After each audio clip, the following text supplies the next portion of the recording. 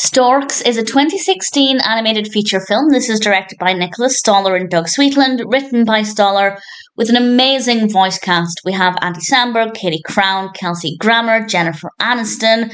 With a voice cast like that, I'm not sure why it's taken me quite so long to watch this, but I will say I didn't think it was worth the wait. I didn't really enjoy any of this. There are some specific reasons for that, but in general, it's just an overall feeling of I was not having fun with this at all. The concept is quite unique, I will give it credit. It's quite a good idea.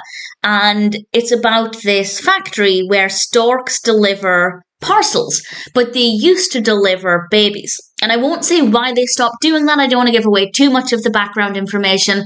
But once upon a time, they used to deliver babies. Something happened, and now they just deliver parcels and packages. However, something happens, and one of the storks, a stork called Junior, voiced by Andy Samberg, has to deliver a baby with the help of a girl called Tulip.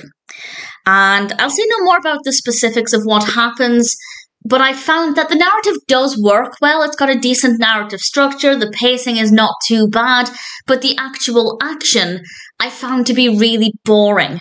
I don't think anything that happened in this. I enjoyed the first maybe 10-15 minutes. Basically, I liked the setting up. But once we got to the point, and once the main narrative started, I found it to be really dull. And I didn't care about the delivery of this baby. I wasn't bothered about what happened. I found it difficult to emotionally connect with any of the characters. And there are some other human characters in this. We have a little boy who wants a baby sibling. He's quite cute, quite liked him as a character, but again, I wasn't really emotionally connecting with the character. I didn't mind the character, but I wasn't really that bothered. And because the action itself is not that interesting and I wasn't really emotionally connected with anything, it was a very flat experience. It's not even so much of a roller coaster where sometimes it was good and sometimes it wasn't.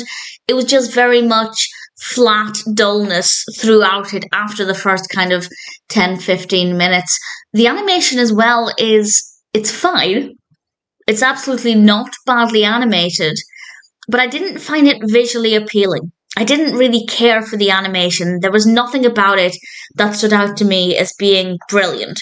So it's not really ticking any boxes for me, which is a shame because it is a unique concept, at least with films that I've seen, and I could have really enjoyed this. And with a voice cast like that, okay, I liked listening to the voices. If I have to find something positive about it, I did like the voice cast. Of course I did.